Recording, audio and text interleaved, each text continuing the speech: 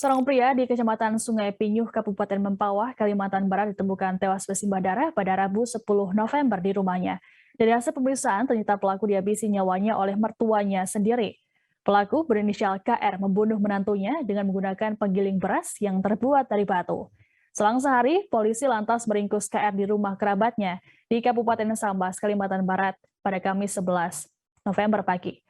Kapolres Mempawah AKBP Fauzan Sukmawansyah menjelaskan aksi itu dilakukan saat korban sedang tidur di dalam kamar. Fauzan mengatakan KR memukulkan alat tersebut ke arah telinga bagian kiri korban sebanyak 3 kali. Pasca melakukan aksinya, KR diduga langsung melarikan diri ke dalam hutan.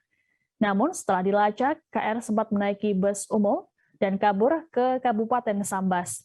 Aksi keji itu dilakukan lantaran pelaku merasa sakit hati dengan korban. Hingga kini, kasus ini masih dalam penanganan kepolisian. Belum ya, masih dalam penyelidikan. Nanti seperti apanya akan kita sampaikan kembali karena masih baru kejadian, jadi mungkin belum bisa langsung memberikan informasi. Kita dapat informasi pukul 8.30, kurang lebih 8.30. Untuk dugaan, makanya kita masih cek lagi ya untuk ininya. Nanti kita akan untuk motif masih kita dalami. Polsek, Polres semua turun.